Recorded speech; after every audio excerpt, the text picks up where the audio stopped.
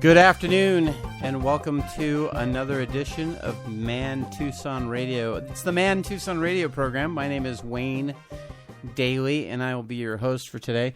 Sorry I missed the last couple of weeks. My commitment, I guess, has not been as strong as it should have been. I just totally dropped the ball on these things. I know it's supposed to be 3 o'clock on Wednesday afternoons, and I dropped the ball, and I apologize to my 6 regular listeners. You may not have even missed me. The daily honor roll has still been going on Mondays. That's taken a lot of my attention, and I'm pretty busy during the week. You would think that I wouldn't be, considering that I'm quite the slacker, but, well, we'll just leave it at that. The opening tune was a little ditty put together by Jacob Coffin, who's out at San Diego Christian College. I asked him to put together a little piece of music for me, and he slapped that together in I think one afternoon, and we love it. So we play it here at the beginning and the end of the show. Always trying to give Jacob some credit on that one. Jake actually used to be the worship leader at Crossroads Church here in Tucson, and has since moved on and moved up into his education over there at SDCC, so we wish him the best of luck. He's actually writing a musical that I'm eagerly anticipating, because yes, I do enjoy musicals, whatever. Actually, it's a very interesting concept. I'm not going to share it with you. I'm not going to pretend to be deep or a deep thinker or mysterious. It's because I can't remember what the context is. It's the story of a boy, and I know it's very interesting. His dad paid a piece of the music for me, and we'll just leave it at that, because now I'm just digging a hole I can't get out of. Today, I'm just going to talk about 1 Peter 3:7. I'll just I'm going to read the verse, and it's and then I'm going to just kind of discuss it and how it's been showing up in my life, in my home. So 1 Peter 3:7 says, "Likewise, husbands, live with your wives in an understanding way, showing honor to the woman as the weaker vessel, since they are heirs with you of the grace of life, so that your prayers may not be hindered." It's direct instructions for husbands on how they need to live with their wives. The first thing that comes to mind on this, as just about with anything else, is I like to think that there's an exception. I like to think that there is a codicil, a back door, some way for me to get out of whatever it is. So instead of telling you that there isn't one, I'll just tell you. You're going to go on to 1 Peter 3:8 and 9. It says, "Finally, all of you have unity in mind, sympathy, brotherly love, a tender heart, and a humble mind. Do not repay evil for evil or reviling for reviling, but on the contrary, bless, for to this you were called, and you may obtain a blessing." So the command for husbands is to live with their wives in an understanding way, show honor. So you got to live with your wives, be understanding, show honor, because she's an heir of grace, an heir in the grace of life, and of course, so that your prayers may not be hindered. Pastor Mark Driscoll from Mars Hill Church, up in Seattle, Washington. Sorry, he has a great sermon. It's called the Trial Series, and part of that Trial Series has a great sermon on just that one verse, and I do enjoy watching that from time to time. The context is awesome, and it always reminds me that it's about my context. Am I serving in order to serve, to build up, to support my wife, to be everything that Christ wants her or called her or designed her to be? Or am I trying to achieve a selfish means? I know that in that scripture it says, so that your prayers may not be hindered. Well, if you think about it, I mean, nothing about that verse has anything to do with me except for what I'm praying for. And if I'm praying for my wife, if I'm praying for my church, if I'm praying for my job, my community, my neighbors, my friends, my family, I want all of those prayers to be answered because I love all of those things. But if I'm not doing my primary ministry, which is at home, taking care and providing for my wife, loving my wife, being the protector of my wife, my prayers are not being answered. Which means I'm leaving all of that good stuff that I'm called to be undone. There's just, you can, and if you go down into to 3, 1 Peter 3:9, do not repay evil for evil, reviling for reviling. There's plenty of husbands and wives that just completely drop the ball on this. And I'm not going to pick on wives. That's not my job. This is Man Tucson Radio. I'm talking to the men, not the boys that know how to shave, not the dudes, not the guys. I'm talking to the men. God had the good and decent forethought to call us men. I don't need to reinvent what God labeled me as. I'm a man. I have responsibility. I have accountability. I have courage, discipline. These are the qualities of a man. I serve. I serve, and I am willing to sacrifice for my, as Christ sacrificed for the church. This is what men do. And if we want to reinvent the wheel and call ourselves dudes or guys or whatever, I know Driscoll's all into saying dudes because it's cool and it's hip and it reaches the current culture. You know what? God doesn't need me to reinvent His words to reach the current culture. I'm one of those guys. I'm one of those. I'm 48 years old, and it's ridiculous because I call myself an old man, and I'm not an old man. I am a middle-aged man. Haven't had my midlife crisis yet. I'm sure that's coming. But I'm one of those guys. I don't need to reinvent. I don't need to mold myself so that the current culture accepts me, so that I can kind of get them to listen to what God has to say, so that they will accept God and come to Him. They are. God is so much mightier than anything I could have planned to do. All I need to do is take His word and apply it. And in this case, this is about husbands living with their wives in an understanding way. So if you're going to live with anything or anybody in an understanding way, you need to pay more attention to them than you do yourself. It's about what your wife needs. If your wife needs something from you, you need to pay attention so you can discern what that need is and then give her what she needs. Now, if what she needs is to have a loving husband who doesn't constantly correct her, then that's what you give her. If she needs a loving husband who is going to try and be a redeemer, Christ was a redeemer for the entire world, for the church. If your wife has never had a man who respected her and loved her and cared for her and provided for her and put her first above all other human beings, then she might be a little bit contentious. And that doesn't mean you get a ladder out and live up on the corner of your roof. It means that you live with her in an understanding way. You know that that's who she is. You know that she's going to give you pushback. And as I like to jokingly say around my house, the queen of pushback. Now, my wife does not give pushback. Christina is probably, and I'm not a gambling man, but I would bet somebody else's money on this, that she is the best and most acceptable wife on the planet. She is the most beautiful woman with the most loving heart who absolutely makes me feel like a better man than I know I am. I am truly and deeply blessed on a daily basis to be married to Christina. Now, is she perfect? No. Do we always see eye to eye and everything? No. Do we have arguments? I want to say no, because I don't really feel like I know what an argument is. I used to love to argue. I used to love to be right. But even that's changed about me. I don't like to raise my voice. I don't like to lose my temper. I like to be very logical and listen to all sides of a position before I determine what my next move should be. But she's not perfect. She has bad ideas. Does that mean that I put my foot down and say, well, you know what? That idea is stupid and we're not going to do it. We're going to do it this way. No. I say, yeah, I don't think that's really the best idea.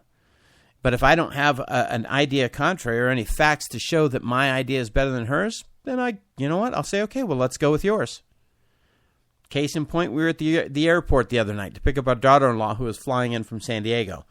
We had I think we had a flight number. No, we didn't have a flight number. We had an airline and where she was coming from. She was coming from San Diego. And there's two terminals at Tucson.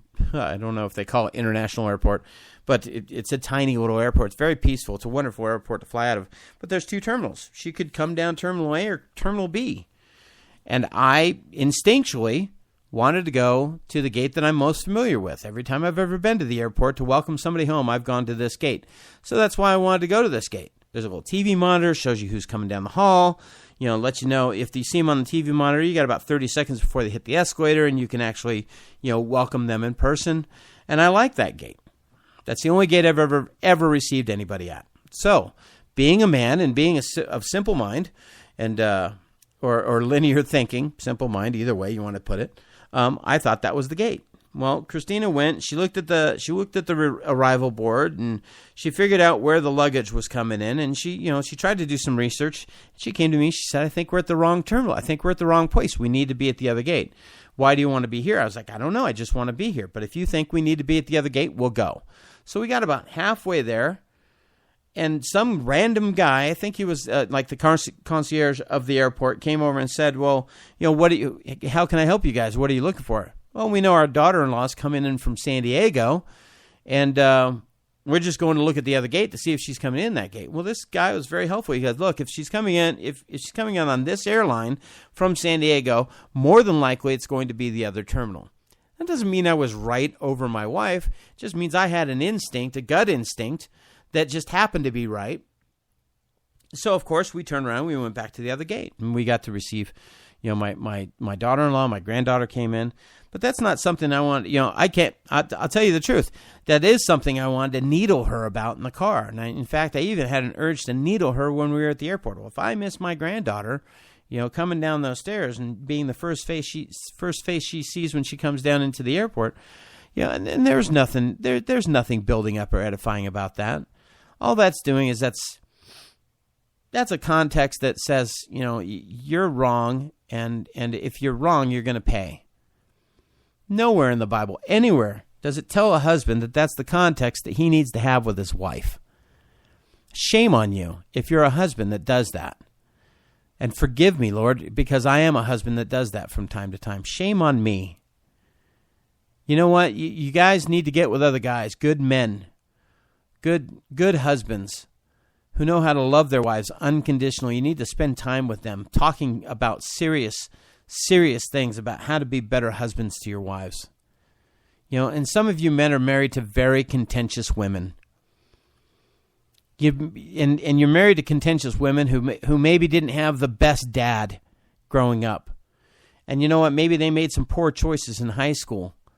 And they dated guys that weren't right for them. And maybe they were abused at some point. Maybe they married a guy that he wasn't the spiritual head of their household the way the Bible dictates. Maybe he was a bit of a bully, a chauvinist, according to what some people teach, that a lot of men will be chauvinists in their home. They'll be bullies. They'll be tyrants and dictators. Maybe they've been with men who were with them for one reason. And that was to get what they needed or what they wanted out of the relationship. And when they deemed that the relationship was no longer worth the grief, they left. Maybe she was invested, thinking it was a full-time, a committed or a long-term relationship, because the man did not clearly define what he was there for. He wasn't after their best interest. He wasn't after glorifying God. He was after what he wanted and what he needed. Men, if you're in that place where you just want to use women to make yourself feel better for the inadequate, your own inadequacies of being a man, then you know what? By all means, stay away from women, or at least stay away from the women in my city. Stay away from the women in my church, or stay away from the women, especially the women in my family, because I love God, but I have a temper, and I'll lose it if you hurt any of the women in my family. This goes for all men. Anyway, I know I got off in a little bit of a soapbox. I'm sorry. So I know guys that are struggling in their marriage right now. Guys that are they're totally convinced that she's unhappy.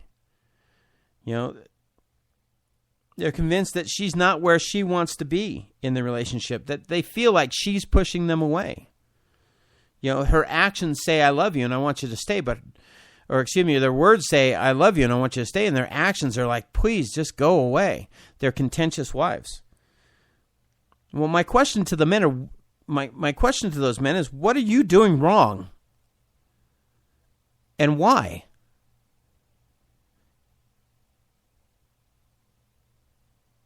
Have you ever stopped to think? Are you living with your wife in an understanding way? I know she's making it difficult for you.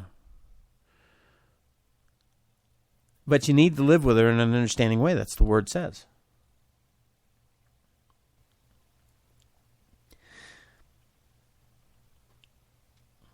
It's very important that we put our selfishness aside. I've heard one pastor. He says, I think it's Pastor Vodi Bakum. He says, that we're living out a drama in the relationship. The way the Bible dictates is that the woman is the bride, and the man is the husband, obviously. And the husband, he takes his cues from Christ. He's to love as Christ loved the church. And he explains it like this. He goes, we're living out a drama where the woman gets to be redeemed and the man gets to die. You have to give yourself up quite a bit, and it's not a competition. It's not, well, I will if she will. Nowhere in the Bible does it give you a condition saying you can mistreat her if she doesn't respect you. Nowhere in the Bible does it say you can use a harsh word against her if she doesn't give you what you need.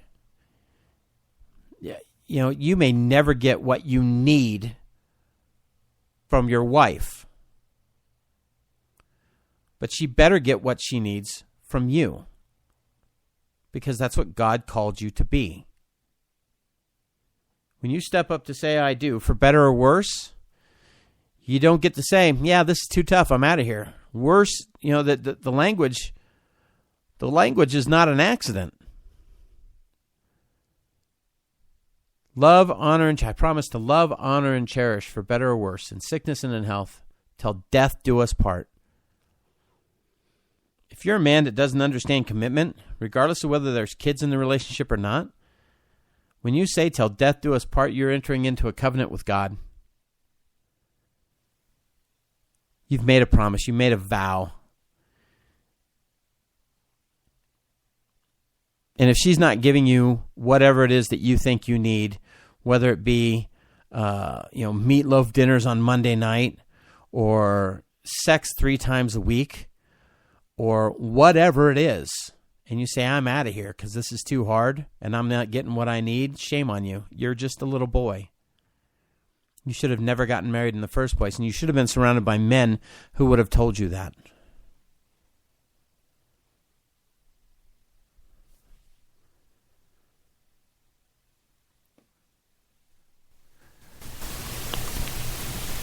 You need to love your wife. How long are you going to continue to punish your wife for her past relationships or habits? How long are you going to continue to punish her for her mistakes, whether they were in the past or her current mistakes? If you've married her, you're one flesh. You're joined together. It's a new creation. If old debts bubble up, well, they are not her old debts. They are now your old debts. Or you should start saying, instead of saying, sweetheart, those are yours, you need to say, sweetheart, those are our debts. One flesh. Are you providing what your spouse needs?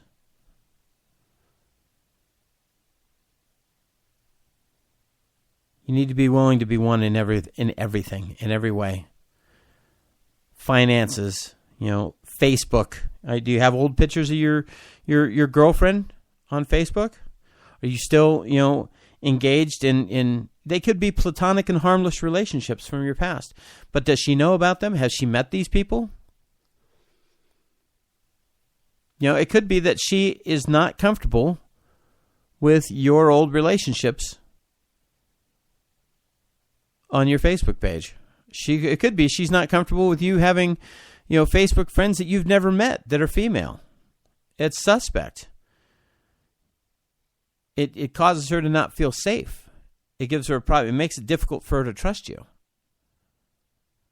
And it's not about you. It's about her past. It's about what she's had to endure. What are you willing to give up so that your wife feels safe? What are you willing to give up to honor God in your marriage? What are you willing to endure to help her learn that she's worth staying for? What are you willing to do to fix it?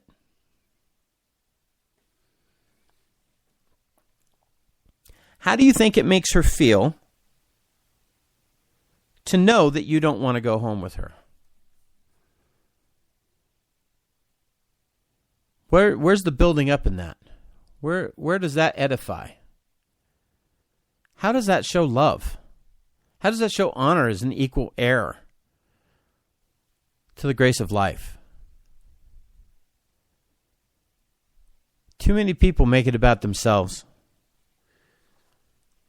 Too many people have an agenda of me in their relationship.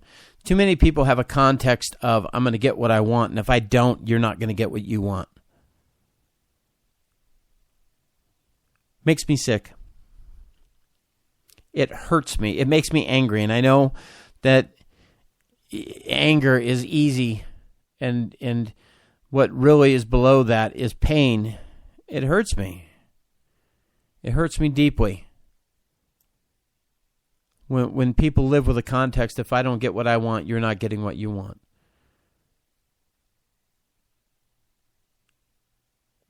It doesn't matter how it started. It matters how it ends. And as spiritual head of the home, it has to end with the man. He has to make a stand. He's going to have to stand up and say, you know what? No more, not in my house.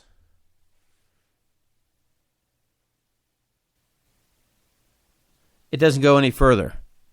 As for me and my house, we will serve the Lord, as it says in Joshua. It doesn't matter who started backbiting who started clawing at who. Doesn't matter. As a man, we need to be prepared to draw a line in the sand, to stand in the gap, whatever you want to call it, and say it ends here. Sweetheart, I love you. You know how you are the most beautiful woman on the planet. You are the standard of beauty for my life. As far as women go, I'm not going anywhere.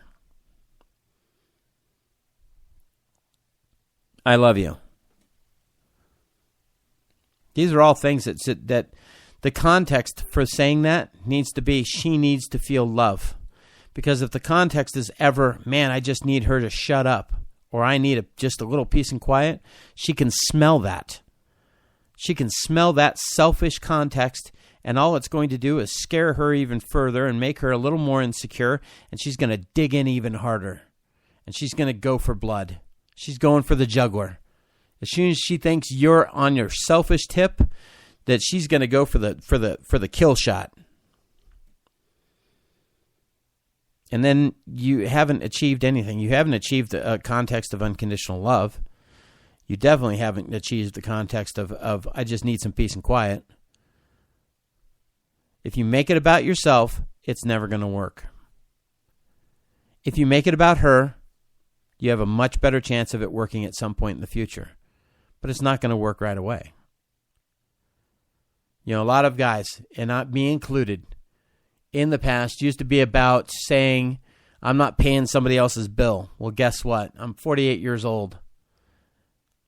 And I love my wife. And I will pay anybody else's bill to be a husband to my wife because she's worth it.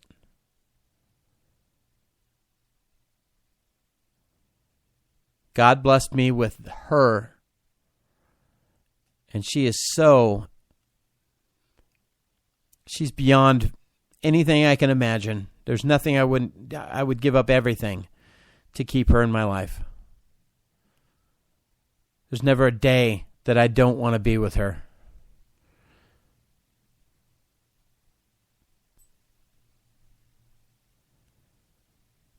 I love her unconditionally.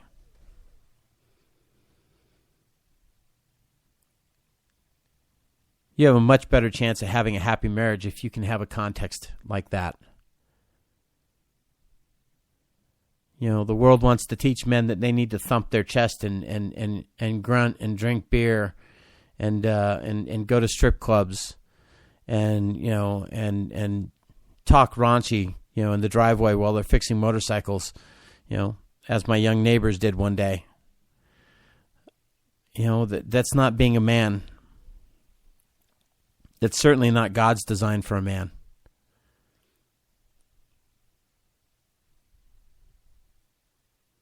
Anyway, that's really all I have for today. Not a really upbeat show, eh? Husbands, live with your wives in an understanding manner. Be a student. Just study her. She is such a remarkable gift.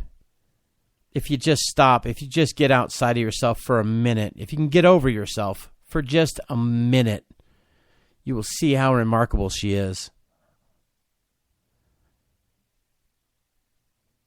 The complexity of how her brain works, which you will never understand, by the way. Ever. And I don't care how many books are written by men who claim to understand how a woman thinks. It's not going to happen. You'll understand the way a woman thinks, the way a caveman understands how a jet flies. In other words, you'll know how to watch it go across the sky, and that's about it. Beautifully, perfectly complex beyond our understanding. And it's just a glimpse of the glory of God. Love your wives in an understanding manner. My name is Wayne Daly. I am the president and founder of Man Tucson Ministries. Man Tucson is dedicated to being a resource to the men of Tucson, to the local church, to help provide assistance with accountability and discipleship for the purpose of reconciliation, restoration, and regeneration. If you have any questions about this or any other broadcast, you can comment on the Man Tucson page at mantucson.org/radio. Just go ahead and pop it up in the chat window. You can also send me an email. You can send that to wayne.daly@mantucson.com. I pray that you have a blessed day, that you discover great joy in your marriage. And I'll see you next Wednesday at 3 o'clock. Again, this has been the Man Tucson radio program. God bless you and have a wonderful day.